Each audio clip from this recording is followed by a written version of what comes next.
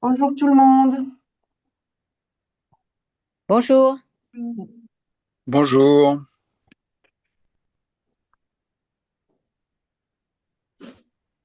Bonjour. Bonjour. Donc, pour votre parfaite information, le webinaire, il est enregistré. Donc, si vous ne voulez pas figurer sur le replay, vous pouvez couper votre caméra et je vous invite tous à couper vos micros, s'il vous plaît. Les questions seront à poser dans le chat et seront traitées à la fin du webinaire.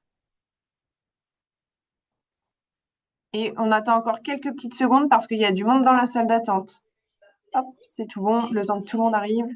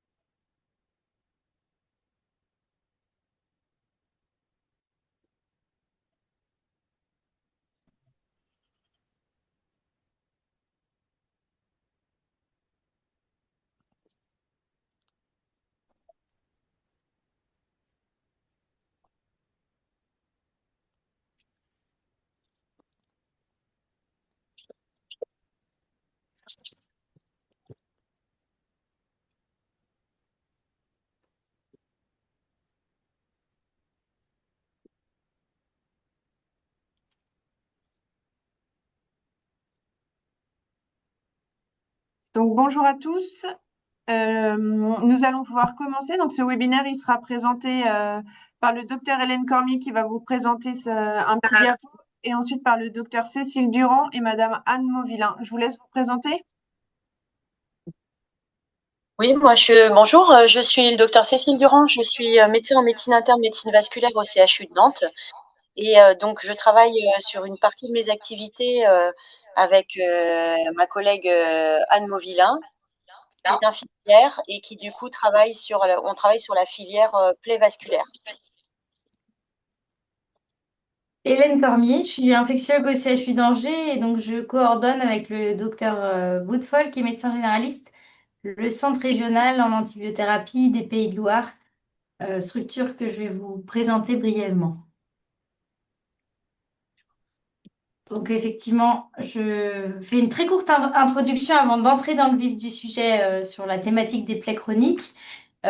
Pour vous parler du centre régional en antibiothérapie, qui est une structure qui n'est pas forcément encore très bien connue, une structure d'appui qui est financée par l'ARS Pays de Loire et dont la création est assez récente, remonte à la parution d'une instruction ministérielle en 2021, en 2020, pardon, où il était demandé à chaque région. L'opération.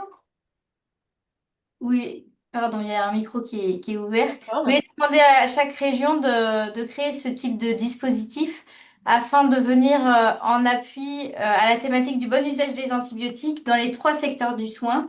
Donc, on travaille en ville avec, c'est vraiment un secteur prioritaire pour nous puisque vous savez que plus de 80% des antibiotiques en France sont prescrits et délivrés en ville. On travaille également en établissement médico-social et puis dans les établissements de soins. Donc, un vaste périmètre.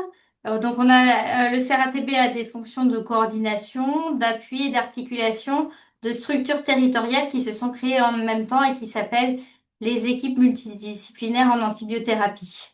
On reviendra sur ce que c'est sur la diapositive suivante.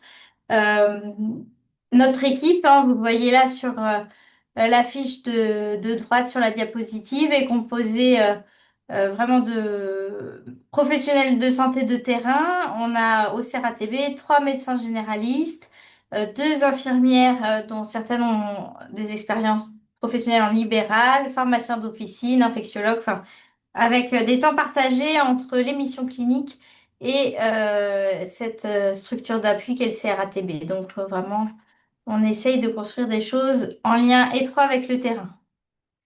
Voilà, donc toutes les régions françaises désormais ont un centre régional en antibiothérapie, dans les DOM également. Et donc, au niveau territorial, vous avez peut-être déjà pu interagir avec ces équipes. On a les équipes multidisciplinaires en antibiothérapie. Il y en a une par GHT, donc en Pays de Loire, une par département, sauf pour la situation Mayenne-Maine-et-Loire où c'est une EMA fusionnée puisque on n'a pas d'infectiologue actuellement sur le territoire mayennais. Donc, ces équipes multidisciplinaires, elles ont essentiellement, et c'est une activité qui leur prend beaucoup de temps, une activité de conseil et d'expertise en infectiologie auprès de tous les professionnels, des hôpitaux, de la ville. Vous avez peut-être eu l'occasion d'interagir via les lignes d'avis qui sont maintenant très reportées vers les structures de téléexpertise comme Omnidoc, où dans tous les départements des Pays de Loire, vous pouvez avoir accès à cette expertise infectiologue pour un patient donné ou une problématique particulière. Les équipes multidisciplinaires, au-delà du rôle de conseil, ont aussi un rôle de formation, d'accompagnement des professionnels. On va dire que c'est un bras un peu plus opérationnel et de terrain que le CRATB régional. Et puis dernière d'apo pour vous parler de ce projet qu'on a déployé depuis maintenant à peu près 2 ans en région qui s'appelle Fantasio. C'est un projet de bon usage des antibiotiques essentiellement centré sur la ville avec une approche qu'on veut vraiment pluriprofessionnelle, donc à destination des infirmiers et infirmières, des pharmaciens, des médecins pour vraiment aborder le bon usage sur différents aspects avec des boîtes à outils multiples à destination de ces différentes catégories de soignants. Et donc, EMA CRATB, si vous êtes intéressé par construire un projet vraiment dédié autour des antibiotiques et de leur bon usage, on est vraiment à votre disposition pour co-construire. On a aussi des boîtes à outils à destination des usagers qui peuvent être intéressantes à déployer. Donc, n'hésitez pas à contacter le CRATB. Vous trouverez toutes les informations sur notre site medcal.fr que je vous invite à consulter. Voilà pour cette courte introduction. C'est vrai qu'on est une structure qui n'était pas très connue. C'est important pour nous de rappeler ce qu'est le CRATB. Et donc, je laisse la place maintenant au docteur Durand et à Madame Mauvillain pour la thématique prise en charge des plaies chroniques. Et j'en profite pour remercier chaleureusement les URPS pour la construction de ce webinaire et puis les oratrices qui ont répondu favorablement à notre demande. Et merci pour leur expertise.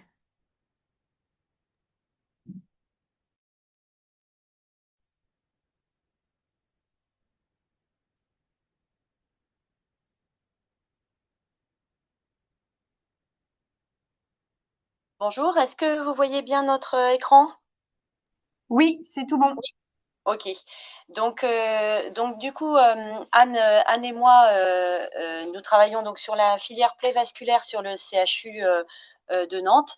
Et on avait construit ce diaporama avec le docteur Marie Chauveau, qui est infectiologue justement sur le projet Fantasio.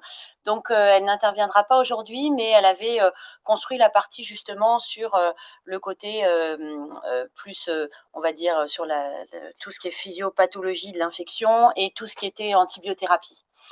Donc, en fait, là, on va s'intéresser à quel type de plaies? À des plaies qui sont des plaies chroniques. C'est-à-dire que dans des plaies aiguës qui sont des plaies post-chirurgicales, des plaies traumatiques, des plaies à type de brûlure, si on a un doute sur une infection, là, il faut contacter rapidement le chirurgien ou pour les brûlures, les unités de traitement des brûlures. Il n'y a pas d'antibiothérapie qui doit être mise à l'aveugle non plus, mais surtout un avis qui doit être fait en fait devant ce type de plaie. Nous, on va parler là aujourd'hui, et effectivement, Anne et moi, on s'occupe de plaies plutôt chroniques, c'est-à-dire des plaies qui évoluent depuis plus de 6 semaines. Donc, principalement, ça va être des ulcères vasculaires qui sont soit veineux, artériels ou mixtes, c'est-à-dire artériels et veineux, des escarres, notamment, alors nous, on va surtout prendre en charge des escarres de talons, mais peu d'escarres de sacrum, par exemple, qui seront plus prises en charge chez nous par les gériatres. Et les plaies de pied diabétiques aux mal perforants plantaires ou ulcères neurotrophiques qui vont être prises en charge chez nous par plutôt les endocrinologues.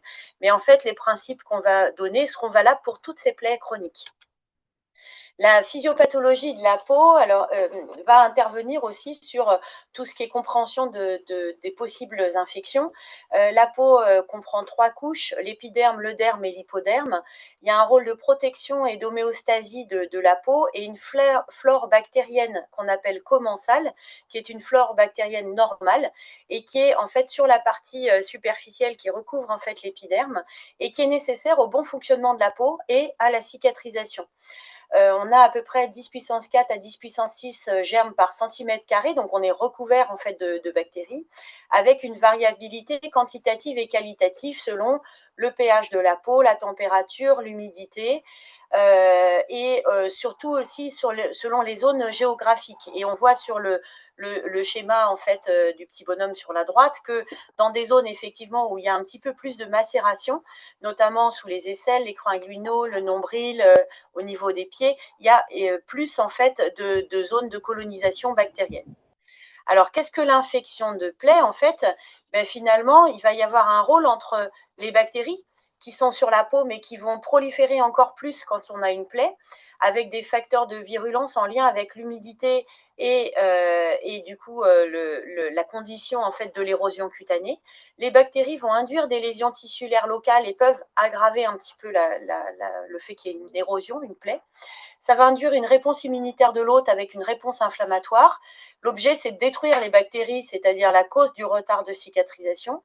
Mais si ça se prolonge, cette espèce de balance qui doit normalement être assez équilibrée, et si elle se déséquilibre ou si ça se prolonge justement dans le temps, on peut avoir une inflammation excessive et prolongée qui va causer un retard de cicatrisation, les lésions tissulaires, la dégradation, voire l'extension en fait de la plaie et de l'infection. On parle là au début, et on va le voir après, du juste infection locale sur la plaie qui peut devenir loco-régionale ou systémique selon la sévérité de l'infection. Excusez-moi. Ce qui va favoriser l'infection de la plaie, ça va être les facteurs qui sont liés à l'hôte, forcément l'immunodépression, l'âge, le fait qu'il y ait une hypoxie, c'est-à-dire les artériopathes sévères, le fait qu'il y ait une grosse anémie, une insuffisance respiratoire ou cardiaque, le diabète qui favorise toutes les infections, la dénutrition et l'obésité. Alors l'obésité aussi par la macération, mais par une espèce d'immunosuppression en lien aussi avec des obésités morbides. Et on peut être obèse et dénutri, ce qui aggrave encore plus le terrain. Et puis certains médicaments ou toxiques, alors le tabac, l'alcool, la corticothérapie, mais aussi des chimiothérapies qui peuvent favoriser en fait et la survenue de la plaie, le retard de cicatrisation et l'infection. Il y a des facteurs qui sont environnementaux, avec un environnement sale, contaminé. Le fait d'être hospitalisé à de nombreuses reprises va sélectionner des bactéries qui risquent d'être résistantes.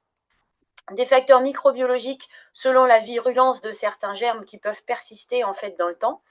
Le fait qu'il y ait un biofilm, c'est-à-dire une espèce de film en fait sur la zone érosive, et ce film un peu protéique, cette espèce de trame protéique va être une espèce de trame de soutien des bactéries et de la fibrine. Mais ça devient un peu compliqué de rentrer dans le détail du biofilm. Des facteurs liés à la plaie, plus la plaie est grande, plus elle est proche des origines, des orifices, c'est-à-dire les plaies périnéales, en fait, les plaies sacrées qui sont proches du périnée également, parce que ça va favoriser la macération, la colonisation par les bactéries urinaires et des selles.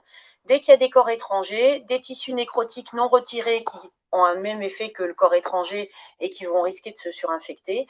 Et dès que la plaie est très exsudative, du coup, avec un œdème qui va être mal jugulé et mal absorbé par les pansements, les bactéries vont avoir tendance à se multiplier dans cet environnement trop humide.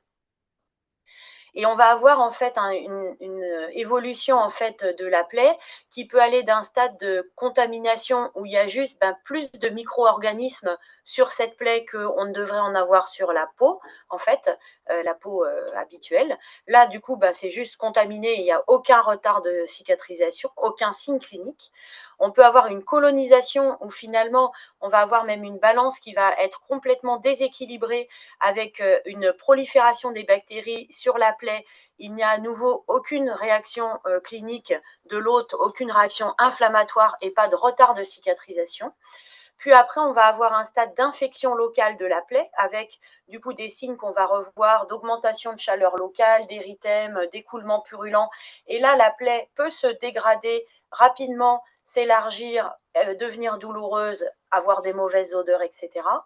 Puis, on va avoir une propagation de l'infection au niveau loco-régional avec clairement des signes de dermohypodermite des résipelles, avec un érythème diffus, une lymphangite, avec des signes généraux, avec de la fièvre, etc.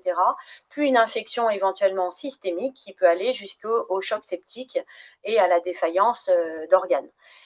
Donc, en fait, on a une augmentation de la charge microbienne de la plaie entre le stade de contamination, colonisation, en fait, et le stade du coup plus systémique, avec justement cette flèche qui symbolise l'augmentation de cette charge microbienne. Alors, quand on revient en fait à ça, si on fait il ne faut pas, et vous allez voir, je vais vous expliquer pourquoi est-ce qu'on ne fait pas de prélèvement. Il ne faut pas faire de prélèvement dans les stades de contamination-colonisation, puisque du coup, on va avoir la flore commensale, c'est-à-dire la flore qui recouvre la peau et qui recouvre la plaie. Donc cette flore, en fait, qui est normale, qui est peut-être un petit peu en déséquilibre, en fait, on n'a aucune indication à la prélever, et du coup, on n'a aucune indication à mettre une antibiothérapie, surtout pas locale, et encore moins systémique. Par contre, quand la colonisation est plus importante, on va avoir une augmentation de la charge bactérienne en fait sur la plaie. Mais par contre, à nouveau, si on faisait un prélèvement, on n'aurait que de la flore cutanée normale. Donc, aucune indication à faire un prélèvement. Et là, dans les stades vraiment d'infection, ça va être un diagnostic clinique, éventuellement biologique pour voir si on voit une augmentation de la CRP. La charge bactérienne va dépasser les capacités immunitaires de réponse de l'hôte et va créer une réaction inflammatoire, mais aucun intérêt à faire un prélèvement local non plus, puisque du coup, ce qu'on va prélever, ça va être la flore locale. Donc, à des stades de contamination, colonisation, le diagnostic clinique va être de retrouver des écoulements qui sont souvent un petit peu verts ou un peu jaune fluo, qui vont être sur les pansements ou sur la plaie avec une mauvaise odeur. Mais à nouveau, donc pas d'indication à un prélèvement local, pas d'indication à un traitement par antibiotique et uniquement une adaptation, comme vous allez voir tout à l'heure, sur les soins locaux pour diminuer le nombre de bactéries qui sont présentes sur la plaie. Quand on est à un stade d'infection locale de la plaie, c'est là qu'on peut avoir une plaie donc, qui s'agrandit, un érythème qui se majore, une plaie qui devient rapidement douloureuse, comme on voit sur la photo du milieu et du bas, un écoulement purulent en fait qui se fait. Là, effectivement, on a des signes manifestes de l'infection et là, on va être dans une indication d'une antibiothérapie sans prélèvement local. Plus on avance donc dans la propagation de l'infection, plus on a, comme sur la photo de droite, une dermohypodermite, avec du coup la chaleur, la fièvre, l'érythème, etc., voire l'infection, comme on disait, systémique, et à nouveau la antibiothérapie sans prélèvement superficiel. Les soins locaux, dans les stades d'infection locaux ou régionaux, sont aussi adaptés, mais du coup, vous verrez, globalement, c'est les mêmes, quel que soit le stade de la plaie. Donc, à tous les stades de la plaie, il y a des bactéries, et même sans plaie, vous êtes recouvert de bactéries et les patients aussi. Un prélèvement superficiel, du coup, identifiera une bactérie, mais qui ne nous servira absolument pas à traiter l'infection, puisque du coup, on va traiter et on verra par quel antibiotique.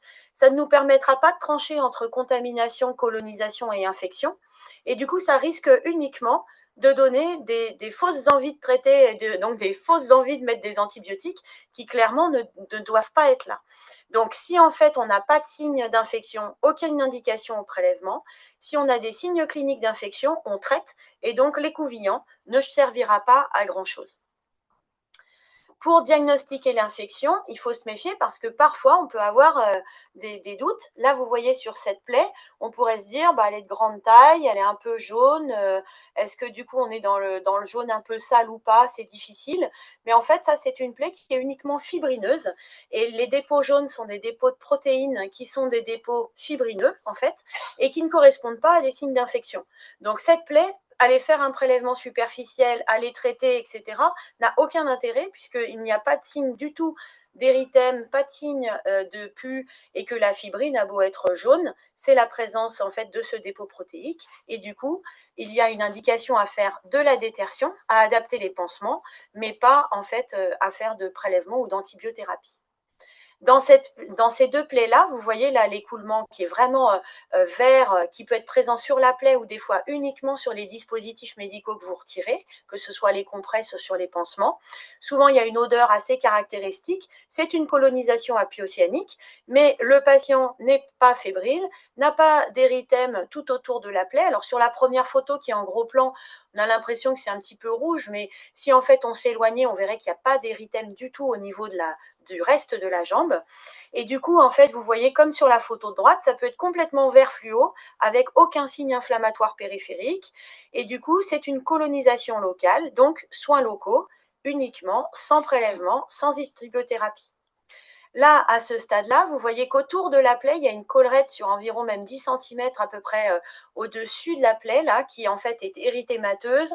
On voit que la plaie est très macérée, donc elle est très exsudative. Elle s'est agrandie, il y a une mauvaise odeur, les écoulements sont sales. Pourtant, là, on ne voit pas d'écoulement vert comme sur la photo précédente, mais ce sont tous les autres signes, sans autre cause, c'est-à-dire sans autre étiologie, qui vont nous faire dire oui, la plaie est probablement infectée. À ce stade-là, ce sont la photo de droite, c'est la photo qu'on vous avait mis tout à l'heure. Dès qu'on a un écoulement purulent, dès que la plaie s'agrandit avec cette inflammation périlésionnelle, du coup, on va parler effectivement d'infection de plaie et du coup d'une indication à des antibiotiques. Et si on a une dermohypodermite, que ce soit sur toute la jambe comme un érésipèle classique ou sur cette nécrose d'orteil où on a une dermohypodermite de l'orteil et qui remonte même sur le dos du pied, on voit en fait un érythème qui remonte un peu en triangle en fait sur le dos du pied. Là, à nouveau, indication à une antibiothérapie. Quand on a des hématomes, les hématomes non détergés comme sur la photo peuvent se surinfecter aussi secondairement. Donc si on a un manque de détertion, notamment pour les hématomes, ça augmentera le risque d'infection et ça va faire des infections un peu plus sévères parce que ça va faire comme l'équivalent d'un abcès qui ne serait pas drainé. Et donc sous la grosse plaque de fibrine ou sous des plaques de nécrose d'hématome, en fait, il peut y avoir une infection. Donc ça va être détertion et antibiothérapie. On voit à nouveau sur cette photo un érythème qui correspond à la dermohypodermite en lien avec cet hématome surinfecté. Dans les infections de plaies diabétiques, il y a des classifications qui en fait reprennent un petit peu les mêmes principes mais sont adaptées à la plaie de pied diabétique. Donc là, à nouveau, vous voyez des plaies qui ne sont pas du tout infectées, pas d'érythème, pas d'écoulement purulent, rien du tout. Ce sont des plaies qui sont clairement locales par l'hyperpression et par la neuropathie. À des stades, vous voyez, plus importants, on a l'érythème avec la dermohypodermite et donc là, on a une infection qui est dite légère avec des signes qui sont bien décrits dans cette classification de gonflement, d'érythème sur moins de 2 cm, d'une sensibilité locale mais qui peut manquer sur les plaies en lien avec des neuropathies. À nouveau, les écoulements purulents. Et puis des infections, dans ce cas-là modérées, vous voyez là la dermohypodermite qui étend à plus de 2 cm autour de la plaie et qui même s'étend au niveau du pied avec une extension en profondeur au niveau des tendons, muscles, articulations ou os. Et même dans ce cas-là, l'infection sévère avec les critères de sepsis, avec une fièvre, avec des signes de mauvaise tolérance sur le plan cardio-respiratoire ou biologique. Donc les classifications dans les plaies de pied diabétiques reprennent la même gradation de charge bactérienne et d'évolution locale ou systémique que sur les plaies classiques. Dans l'ostéite du pied diabétique, en fait, il faut avoir la radio facile et y penser dès que la plaie est de plus de 6 semaines, dès qu'elle est creusante et que vous avez un contact osseux, d'autant plus si le patient a déjà été amputé pour infection, parce qu'on sait que quelqu'un qui a déjà fait une plaie une plaie de pied diabétique risque d'en refaire. Dès qu'il y a des signes de dermohypodermite avec orteil en saucisse, il faut rechercher l'ostéite. Et comme vous voyez sur la radio, sur le deuxième rayon, on a une destruction en fait de l'articulation interphalangienne proximale qui signe l'ostéite. Donc nous, on a une filière dédiée qui en fait est avec l'endocrinologie, mais ça peut être selon les endroits aussi d'autres services qui prennent en charge ces patients. Donc, une fois qu'on a diagnostiqué l'infection, c'est-à-dire on a dit c'est une infection parce que cliniquement, on a retrouvé les signes de dermohypodermite bactérienne, parce qu'on a un abcès, c'est très facile, on sait que c'est sûr qu'il y a une infection, on sait que c'est probablement une infection, tous les signes que je vous ai montrés de dégradation rapide de la plaie, sans autre facteur d'aggravation, d'apparition d'une douleur, d'un écoulement purulent, de ce fameux érythème qui survient sur le tour de la plaie et qui n'est pas, on va le voir, de l'eczéma ou de la macération, là, dans ce cas-là, il faut discuter d'une antibiothérapie ciblée sur la flore cutanée classique et donc à nouveau, pas de prélèvement local à réaliser. Donc l'antibiothérapie dans les infections de plaies, en fait, ça sera plutôt de l'association amoxicilline acide clavulanique en 50 mg par kilo par jour en 3 prises. Au-delà d'un objectif de 1 gramme x 3 par jour, c'est-à-dire pour des patients notamment avec des obésités, on va compléter avec de l'amoxicilline, c'est-à-dire qu'on va caper à 1 gramme x 3 par jour d'amoxicilline acide clavulanique et on rajoutera de l'amoxicilline seule, 500 mg ou 1 gramme x 3 par jour en fonction du poids du patient. Il faut faire attention aussi à la fonction rénale des patients puisque du coup l'amoxicilline acide clavulanique s'adapte à la fonction rénale. Si on a une contre-indication en bêta-lactamine, on va être sur une antibiothérapie par clindamycine, 600 mg x 3 par jour pour des poids de moins de 90 kg ou 900 mg x 3 par jour pour des poids de plus de 90 kg.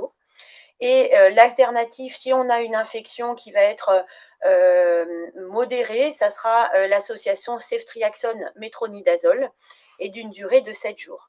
Quand on est sur des infections sévères, là, comme du coup, vous êtes plutôt sur de la prise en charge en ville, on ne l'a pas mis avec ma collègue infectiologue, mais quand on est sur des infections sévères, on va être plus sur de la tazocilline, par exemple, ou adapté à l'antibiothérapie quand on a eu déjà des prélèvements, notamment dans le pied diabétique, quand on a déjà eu des prélèvements osseux, on ciblera l'antibiothérapie aux antériorités. Parfois, donc, c'est subtil et du coup, il faut toujours penser que ça peut être une optimisation des soins locaux avant de penser qu'il y a forcément une infection. Et du coup, dans des plaies, et on vous montrera par la suite, dans certaines plaies en fait qui ont l'air en fait d'avoir un petit érythème périphérique, on n'a finalement pas de signe d'infection et il faut savoir reconnaître quand c'est de l'eczéma ou quand c'est une brûlure de la peau pour justement ne pas mettre des antibiotiques par excès. Donc, je passe la parole à ma collègue Anne Mauvillain pour les soins locaux devant une plaie infectée ou non infectée ou colonisée. Donc, on a vu que la macération favorise la pullulation bactérienne et les signes infectieux locaux. Vous voyez bien qu'il y a une jambe où on devine que la peau périlésionnelle est très macérée.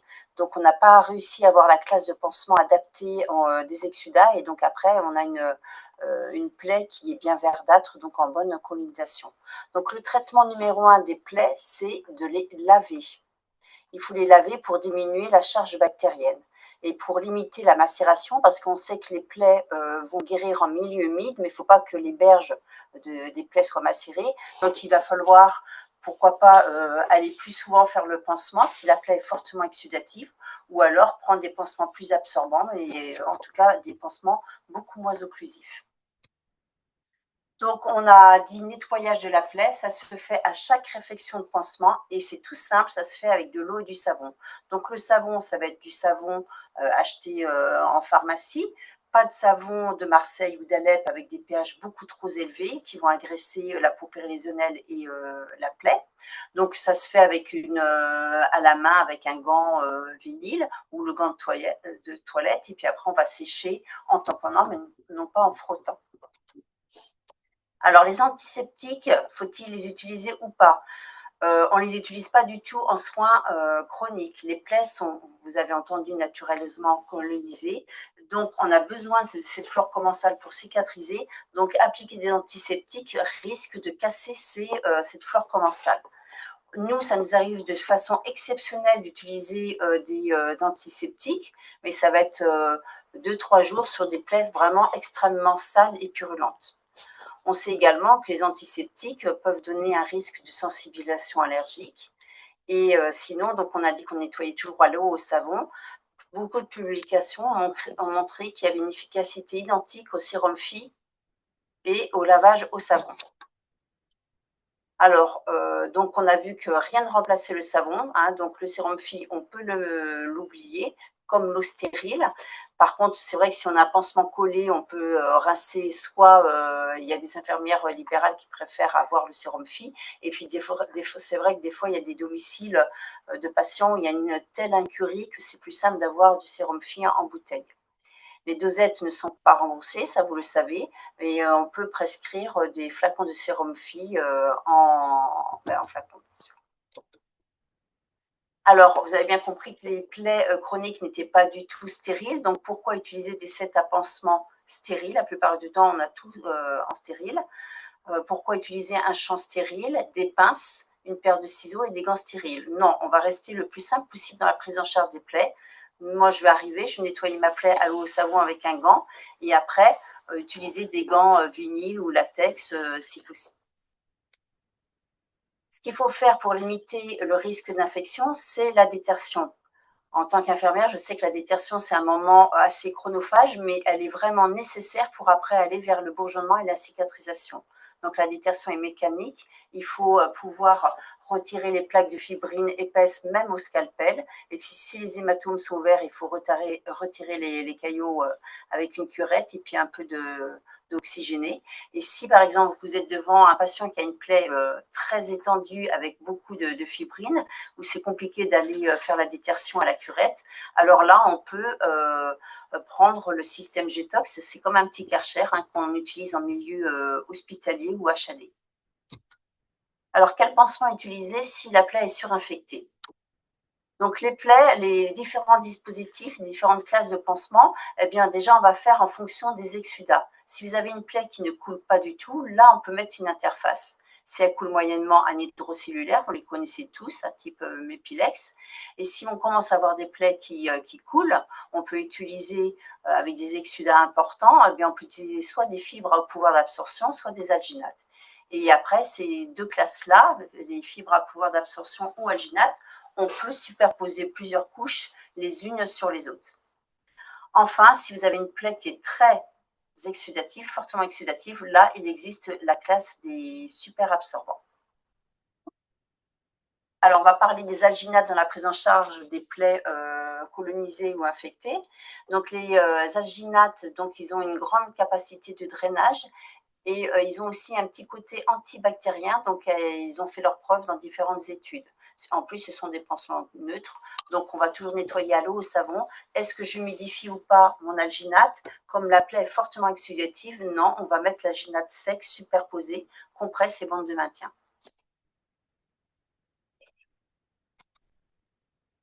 Vous avez également, après les alginates, les pansements à base d'argent. Donc, ces pansements-là, ils ont une activité antibactérienne qui permet de diminuer la charge locale.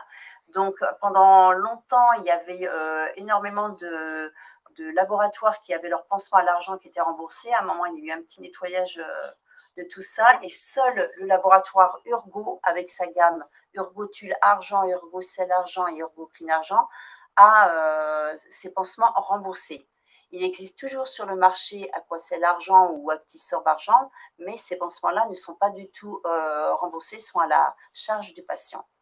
On dit que ces pansements-là, on peut les utiliser, c'est recommandé les utiliser à peu près 15 jours, voire maximum un mois.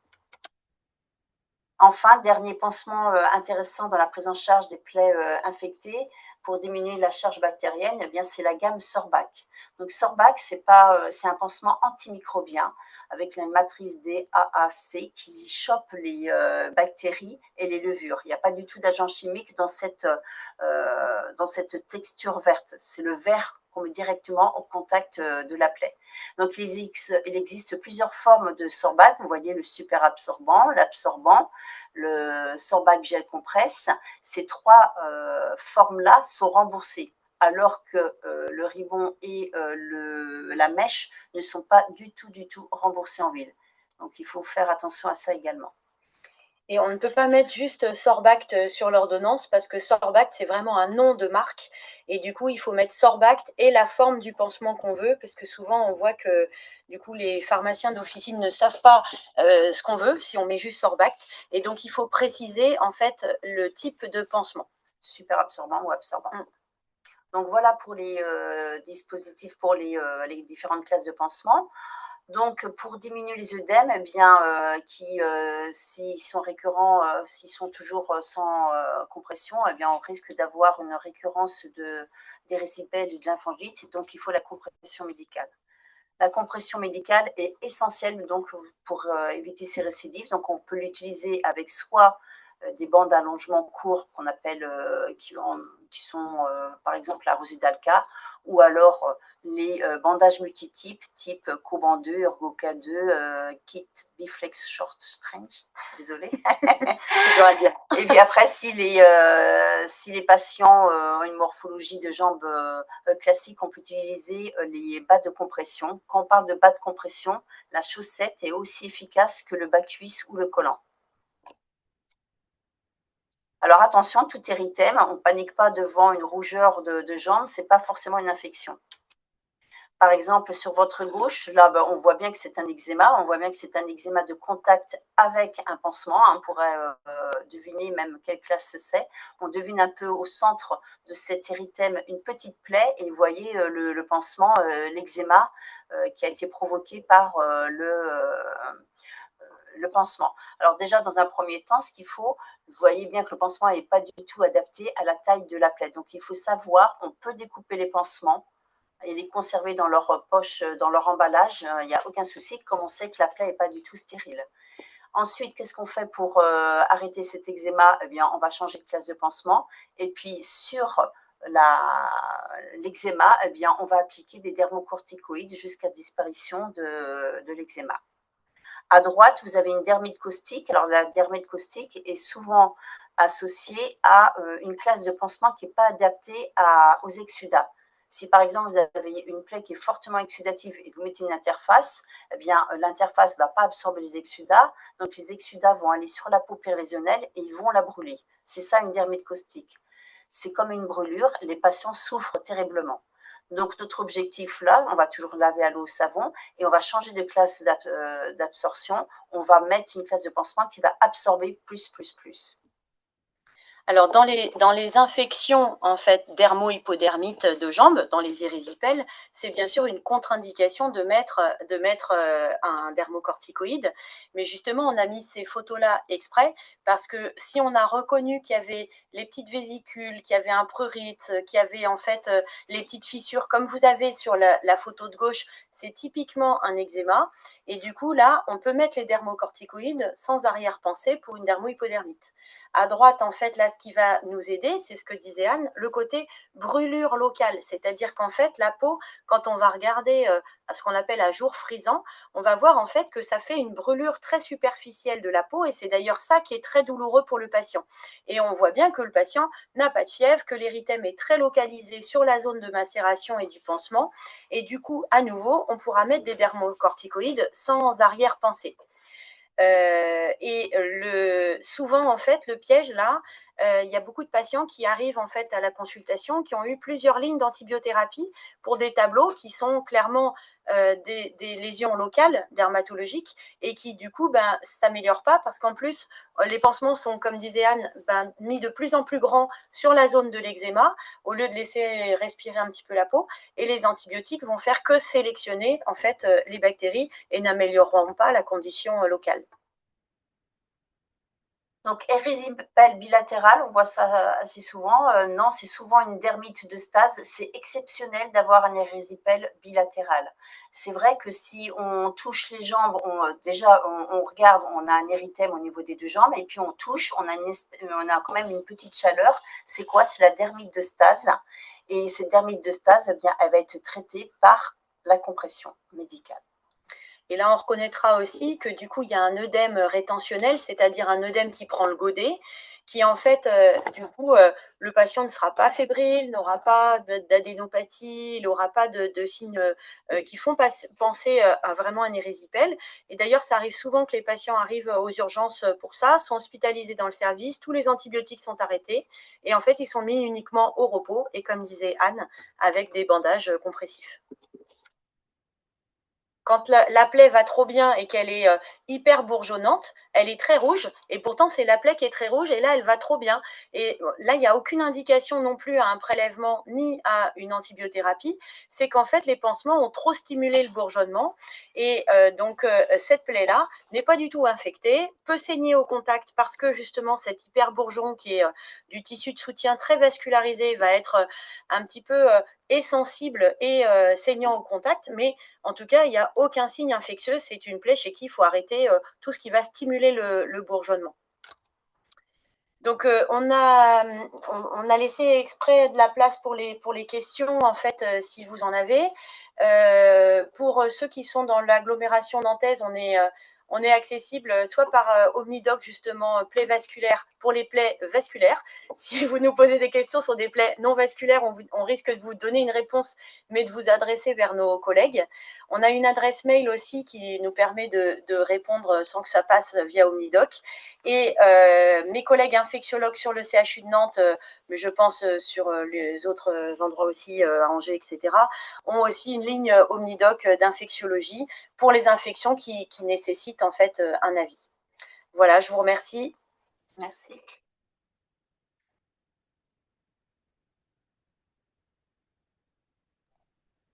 Alors, merci beaucoup. Dans les questions ou dans les remarques, flacon sérum fi non remboursé si prescrit pour un lavage de plaie. Et alors en fait, le flacon de sérum physiologique, c'est vrai que nous, on n'en prescrit plus. Moi, j'en prescris plus, pareil. Je dis nous parce que ma collègue infirmière aussi fait des prescriptions infirmières, mais nous, on n'en prescrit plus parce qu'en fait, on utilise vraiment sur les plaies chroniques que du lavage à l'eau et au savon. Donc en fait, même l'eau du robinet, du moment que la bouteille est propre et que voilà. Après, je comprends qu'au domicile de certains patients, ce soit compliqué d'avoir quelque chose de propre, et c'est là que reste éventuellement l'intérêt du flacon de sérum physiologique. Après, s'il est prescrit pour un En lavage fait, de... excusez-moi, c'est moi qui ai Oui, posé, qui ai donné l'information parce que vous avez précisé que les dosettes n'étaient pas remboursées, mais je voulais oui. préciser que les flacons de sérum fi non plus, puisqu'ils sont pas, ils sont remboursés dans la perfusion, mais pas dans le lavage des plaies. C'était juste une information. Je suis En fait, pharmacien et c'était pour vous donner l'information, parce que dans alors, votre discours, ce que j'allais dire, c'est que c'est vrai que je sais que certains de mes collègues, notamment enfin, qui prennent en charge aussi des plaies, des fois prescrivent sur l'ordonnance flacon sérum physiologique, un flacon de 250 ou de 500. Et en fait, on ne met pas que c'est pour le lavage. Donc, en fait, c'est là-dessus qu'on le fait. Mais effectivement, vous avez raison que ça paraît. Enfin, moi, je pense qu'en plus, c'est pas remboursé parce que c'est complètement utilisable, non utilisable plutôt, et remplaçable par le lavage et l'eau au savon. Alors, peut-on utiliser des dermocorticoïdes de classe forte sur un eczéma périplé ou des classes moins fortes? Alors, on peut utiliser, quelle que soit la classe des dermocorticoïdes, mais habituellement, nous, on n'utilise pas la classe la plus forte, on utilise la deuxième classe, c'est-à-dire Betnéval, Nérisone, Diprozone, c'est ce qu'on va utiliser. Après, il n'y a pas de contre-indication à utiliser un dermocorticoïde plus fort. On l'utilise pendant au moins une huitaine de jours, 8-10 jours, et c'est à prolonger jusqu'à persistance de l'eczéma. Alors, protocole pour les plaies hyperbourgeonnantes. Alors, nous, on n'utilise pas du tout de crayon au nitrate d'argent. Nous, on va mettre les dermocorticaux directement sur l'hyperbourgeonnement. C'est comme un soufflet. Donc, notre objectif, c'est de le faire tomber pour après que la plaie, le lit de la plaie soit au même niveau que la peau. Hein, donc, on fait ça pendant plusieurs jours. Et puis après, donc, on repart sur un traitement classique. Et alors, sur les plaies hyperbourgeonnantes, sur des petites plaies, vous pouvez utiliser du crayon de nitrate d'argent, mais en fait, ça va être assez chronophage, en fait. Et puis, du coup, c'est bien sûr un crayon de nitrate d'argent pour un patient. En fait, on ne peut pas le mettre pour plusieurs patients. Et c'est pour ça qu'entre le temps passé et le dispositif en lui-même, les dermocorticoïdes seront vraiment suffisamment efficaces. Après, sur la durée des dermocorticoïdes, on ne peut pas vous dire parce qu'en fait, c'est à revoir le jour au jour le jour. C'est-à-dire que si en fait, il n'y a pas d'amélioration, ben, on continue. Si en fait, il y a une amélioration, on arrête les dermocorticoïdes. Alors, dans quel cas faut-il être en stérile et utilise-t-on de l'eau stérile? Dans les plaies chroniques, jamais. Dans les plaies chroniques, on n'est jamais en soins stériles, en fait, puisque du coup, par principe, justement, il y a cette colonisation. Et donc, en fait, c'est pareil, si au domicile d'un patient, on n'a même pas un endroit pour poser un petit endroit propre, là, ok, il n'y a pas de souci pour prescrire cet apansement. Pour en fait des grandes plaies, pourquoi pas aussi, mais pour des toutes petites plaies, je pense qu'il faut une réflexion sur la consommation écologique et économique et de se dire, est-ce que j'ai vraiment besoin de ce plateau pour des fois une plaie qui fait 1 centimètre et sur laquelle on n'utilisera pas le matériel qui va être utilisé. Et l'eau stérile, c'est comme le sérum physiologique, c'est-à-dire que du coup, vous ne prenez pas de douche à l'eau stérile et au sérum physiologique. Donc finalement, pour laver une plaie, c'est comme si vous laviez. Et d'ailleurs, nous et tous les centres de cicatrisation, on promeut beaucoup les douches et le lavage avec de tout le corps, dont de la plaie. Donc il faut s'organiser pour que le patient puisse être lavé et se laver avant en fait la réfection des pansements. Quel type de savon? Quel type de savon? Donc le plus un savon hypoallergénique sans parfum, hein, donc acheté en pharmacie. Et donc, comme je vous avais dit, pas des savons, on pense que le savon de Marseille, bien, non, pas du tout. Et sinon, ce qui est intéressant aussi, ce sont les huiles lavantes. Les huiles lavantes sont bien parce que ça permet aussi d'hydrater pas mal la peau périlésionnelle. Alors, oui, je suis tout à fait d'accord avec ce que tu disais. Et après, selon le moyen des patients, moi, des fois, je vais aussi leur dire si vraiment c'est des patients qui ont peu de moyens, parce que les savons et les savons, les huiles, etc., c'est bien, mais c'est assez onéreux et non remboursé. Et si jamais, en fait, ils ont très peu de moyens, dans ce cas-là, on leur conseille d'acheter en supermarché aussi des gammes hypoallergéniques sur gras, parce que en fait, il faut imaginer que tout ce qu'on prescrit qui est à la charge des patients, quand ça survient sur des patients qui sont à faible niveau socio-économique, en fait, ça peut les mettre en difficulté. Donc, dans l'idéal, c'est clair que c'est le savon de parapharmacie, pharmacie, mais si en fait ils n'ont pas les moyens, il vaut mieux justement des savons hypoallergéniques que le savon de Marseille, qui est clairement pas une très bonne idée. Alors, quels sont les critères de décision au sujet d'une détertion mécanique d'un ulcère? Alors, sur un ulcère veineux, en fait, il faut enlever la fibrine. Donc, sur une plaie veineuse pure, il n'y a pas de critère de décision, c'est qu'il faut toujours faire de la détertion. Sur une plaie artérielle ou mixte, en fait, c'est la sévérité de l'artériopathie et est-ce qu'elle a été évaluée qui va nous faire dire si on peut faire ou pas la détertion. C'est-à-dire que si en fait le patient est artériopathe, là dans ce cas-là, on attend en fait d'avoir l'avis du chirurgien vasculaire ou du médecin vasculaire qui va dire c'est OK pour faire de la détertion. Dans certaines plaies aussi très douloureuses comme l'angiodermite nécrotique, qui est une plaie par atteinte des tout petits vaisseaux, on va dire pas de détertion pour l'instant parce que au début de la prise en charge de la plaie, parce qu'en fait, le phénomène de détertion qui peut être sensible peut relancer l'extension de la plaie et la douleur.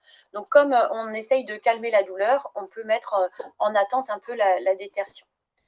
Et il y avait place des antibiothérapies dans la prise en charge des ulcères. Du coup, dans la prise en charge de l'ulcère classique, jamais. Si en fait on pense à une dermohypodermite, oui.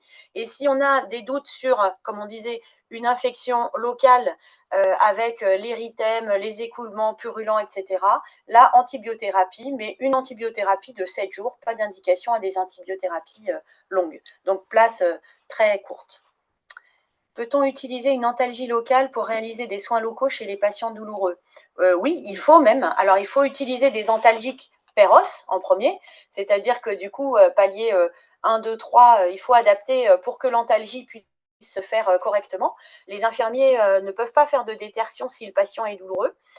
Des fois, il faut même utiliser de l'anxiolyse par quelque moyen que ce soit, parce que des fois, le patient va être très anxieux de la détertion parce qu'il a des mauvaises expériences. Donc, en fait, ça va passer du détournement d'attention à des fois même des anxiolytiques ou du méopa pour permettre un soin correct. Et sur l'antalgie locale, oui, c'est bien. La difficulté qu'on a, ça va être le remboursement des produits, puisque le seul qui a une AMM et un remboursement, c'est la lidocaïne, c'est-à-dire l'EMLA, qui en fait doit être posée au moins 20 minutes, une demi-heure pour être efficace. le soin local à domicile, 20 minutes, une demi-heure, c'est infaisable. Donc, c'est vrai qu'on utilise de la xylocaïne. La xylocaïne est, c'est vrai, hors AMM. Maintenant, ça rend quand même de très, très bons services pour la prise en charge antalgique du patient. La xylocaïne en spray n'est pas du tout remboursée, donc c'est vrai qu'on ne l'utilise pas puisque le coût peut être assez élevé en ville pour les patients. La xylocaïne en gel buccal peut être utilisée ou en gel urétral, mais c'est vrai que si on veut chipoter, si un jour il y a en fait un ciblage de la sécurité sociale là-dessus, bah effectivement, on pourra dire que c'est hors AMM. Mais dans ce cas-là, faudra donner aux infirmiers la possibilité d'être rémunérés au temps de travail à domicile avec les 20 minutes, une demi-heure, ce qui clairement n'est pas le cas aujourd'hui. Alors, pourquoi pas les stylos à l'argent? Je pense qu'on a répondu. On peut les utiliser, mais c'est vrai que c'est chronophage. Ouais, parce qu'en fait, il faut appuyer le stylo en fait, à l'argent sur les zones d'hyperbourgeonnement.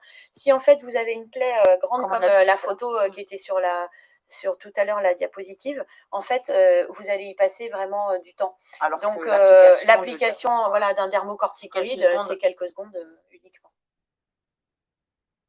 Alors, voilà, c'est long. Bonjour, j'ai une patiente qui est suite à un retour à domicile, prescription IDE pour pansement simple. En revanche, à l'examen clinique, 2 escarres sacrés stade 4 de part et d'autre du pli interfécié avec nécrose, fibrine, très exudatif, malodorant. La nécrose a été retirée et a mis en évidence un écoulement purulent. Je pense un cul-de-sac. Est-il possible qu'il y ait une communication avec les 2 escarres? Alors, c'est toujours possible, oui. C'est possible s'il y a un décollement qui est important. On en avait reçu la demande. Et est-ce qu'une antibiothérapie est justifiée en sachant qu'elle est apyrétique? Alors, pas forcément, parce que dans les escarres comme ça, des fois, c'est de retirer en fait l'espèce de plaque de fibrine et le capot externe qui va permettre de voir en fait comment est-ce qu'est le fond. Et souvent, ça sent mauvais parce qu'il y a cet écoulement, cette macération. Mais tant qu'on a enlevé le capot, en effet, on ne peut pas dire s'il y a communication ou pas. Il faut vraiment faire la détertion de la plaque fibrino-nécrotique. Et dans les escarres sacrées ou talonnières, ça peut souvent sentir mauvais sans qu'il y ait de signes d'inflammation autour. Et du coup, là, faut se méfier. Et moi, je ne mettrai pas d'antibiotiques systématiques. Et voilà. Alors effectivement, on peut aussi dire que ce n'est pas un pansement simple, puisque du coup, une escarre stade 4, c'est forcément dans les classifications… C'était pour autre chose. Et puis, ah oui, d'accord, parce que j'allais dire, dans les classifications infirmières, maintenant, la Sécu est assez aussi regardante sur ce qui est marqué sur l'ordonnance, et donc c'est plutôt les pansements lourds complexes. Peut-on utiliser Dexéril au pourtour des plaies, rougeur ou peau sèche? Oui, oui, on peut complètement. Il faut hydrater la peau périlésionnelle. Il ne faut pas oublier que la cicatrisation se fait par les berges. Donc, il faut que tout ça soit bien hydraté. Après, alors, le Dexéril, ça va être la seule forme qui peut être remboursée sur prescription. Dexéril générique. Les autres crèmes émollientes, hydratantes, que ce soit du cold cream ou vraiment les crèmes de parapharmacie, seront effectivement… objectivement plus efficace parce que du coup, il y a toute une technologie qui permet d'être plus hydratant et notamment en profondeur. Comme on le disait pour les savons, c'est sûr que l'idéal, c'est l'huile lavante ou le baume en fait lavant qui va apporter de l'hydratation. Mais du coup, pareil, c'est selon les moyens des patients. Et donc, quand on rajoute, ça peut faire une ordonnance quand même assez importante à la fin en fait du mois. Alors, du coup, il y avait en pharmacie, on a des gammes pas chères. Le supermarché, c'est vraiment… Et ça a été coupé. Mais effectivement, tout l'intérêt… Alors, moi, je ne promeux pas le supermarché. Je dis juste qu'il faut que ce soit adapté aux moyens, en fait, des patients. C'est-à-dire qu'il ne faut pas mettre en difficulté les patients. Moi, j'ai des patients qui vivent vraiment avec des revenus, c'est même pas faible, c'est vraiment ultra faible. Et donc, ces patients-là, moi, je ne veux pas les mettre en difficulté et on trouve des moyens alternatifs. Par contre, effectivement, comme on disait, sur l'efficacité, c'est sûr que plus on est dans des choses techniques et plus en fait, c'est bien, c'est vrai que ça sera plus efficace. Et sur le côté hydratation, la vaseline, c'est pas très bien. La vaseline, ça va enlever les croûtes, les peaux sèches, mais ça ne va pas hydrater la peau. Donc, c'est pas un très bon moyen, la vaseline. Et ça peut se mettre autour aussi des zones de plaie pour enlever par exemple les hyperkératoses. Alors, je précise que c'est une patiente âgée avec une dénutrition. Alors là, on ne rentre pas dans le sujet, mais effectivement, toutes les conditions autour de la plaie, c'est-à-dire l'œdème, la dénutrition, est-ce que c'est un patient qui a une anémie, est-ce que c'est un patient qui marche, tout ça est important à prendre en charge sur le plan thérapeutique pour aboutir à la cicatrisation. À quel moment peut-on parler de de pyocyanique, je pense. Alors, en fait, la couleur. Ouais, sur la couleur verte, l'odeur assez caractéristique, on sait qu'il y a probablement une colonisation apyocyanique, mais comme je vous l'ai dit plusieurs fois, on s'en moque. C'est-à-dire qu'en vrai, ça va aboutir à des soins locaux de lavage, de diminution de la charge bactérienne des plaies, etc., par les pansements, la limitation de la macération, mais certainement pas un prélèvement superficiel. Et d'ailleurs, quand vous faites un prélèvement superficiel, ça ramène effectivement du pyocyanique et qu'on nous demande un avis aux infectiologues ou à moi pour l'antibiothérapie, on répond, s'il n'y a pas de signe d'infection, on n'aurait pas dû faire ce prélèvement. Donc, du coup, on ne le regardera pas. Et donc, je pense que la meilleure chose, c'est de ne pas la faire. Voilà.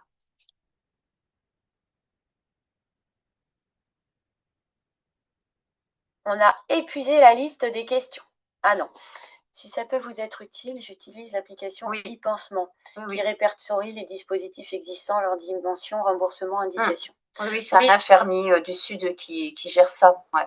Alors, il y a plusieurs applications qui existent. C'est vrai que c'est difficile parce que dans les différents dispositifs médicaux, on peut rapidement se noyer parce qu'en fait, il y en a toujours qui sortent, d'autres qui s'arrêtent. Donc, des fois, on aime bien un pansement, puis finalement, la commercialisation change. Quand on est dans une structure, on est dépendant du marché hospitalier qui est là pour 3 à 4 ans. Ça dépend des classes. Mais quand on est en libéral, on peut utiliser ce qu'on veut. On peut aussi parler en classe de pansement et c'est pour ça que ça peut être important d'avoir ça et de, je pense, connaître bien des pansements de chaque classe et savoir bien les utiliser. Ça vous permettra d'être plus à l'aise en fait avec les pansements. Et moi, je dirais quand même que sur les applications, il faut se méfier parce qu'il y en a qui sont très bien et très sont sponsorisés par et d'autres sont ciblés par les laboratoires. Du coup, forcément, une application qui est fabriquée et conçue par un laboratoire va promouvoir les pansements de ce laboratoire, ce qui est probablement moins bien que l'application e-pansement qui est très large. Alors, en plus, les pansements, ça ne sert à rien de connaître toutes les classes de pansements. Il y en a beaucoup trop, personnellement, je trouve. Et donc, ce qu'il faut, c'est connaître quelques classes de pansements. La classe qui ne va pas absorber, comme la classe qui va absorber énormément. Et donc, il ne faut pas oublier que le traitement numéro 1 des plaies, ça reste le traitement étiologique. Si j'ai une plaie veineuse, je vais mettre une compression. Si je ne la mets pas, ma plaie ne guérira jamais.